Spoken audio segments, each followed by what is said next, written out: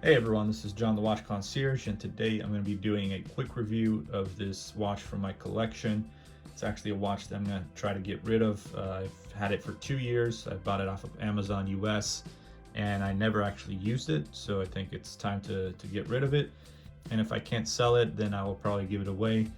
So this is the Brigada brand, and this is actually a brand I've done reviews on before of my other watches. This is not the nicest model that they have, but it's one of the dress watches that you can get for $20 off of Amazon. So I actually paid $18 for this one and never used it. I'm not exactly sure why I got it, but that's also a different time in my life where I was just kind of going down that rabbit hole of collecting watches and getting into really cheap watches. So you can tell the quality is not the best, but it's actually not bad for a $20 watch. This is exactly what you should expect. And the numerals, the Roman numerals here actually stand out quite nice in the sunlight, as well as those golden hands. I'm not a big fan of the blue seconds hand. I think that just doesn't match with the rest of the watch, but everything else looks rather nice.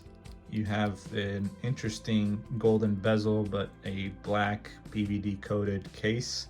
Case feels nice, and I believe it is all stainless steel, as it is what it indicates here in the back, the case back, which is also kind of nicely printed with the logo and the name laser printed on there. So all stainless steel, 5 ATM, water resistant, Japan movement. So you got a Japan quartz movement in here. You got a nice screw-in case back, 50 meters water resistant, which is usually what you should expect from a dress watch. And I would definitely not take this in the water. And you got some kind of cheap looking fake leather strap, although you got a mix of like fake canvas, or I don't know, but it's a weird kind of style how they mix and match this part of the strap here. So really not the best quality strap, but you know what can you really complain about here from a $20 watch? This is a good gift perhaps to someone that's not into watches, or maybe a nice Secret Santa gift to your coworker or something like that, just as an affordable gift, as a nice gesture to someone that is usually not into watches, because they really won't tell the difference of a high quality watch or a super cheap watch, except for maybe the strap. The strap might indicate that it's rather cheap, but the dial in general is actually quite nice. You also have a nice little date window with a very visible and good size date. The crown is a good size and it's not screw in. As I said, don't take this in the water because it's only 50 meters water resistant.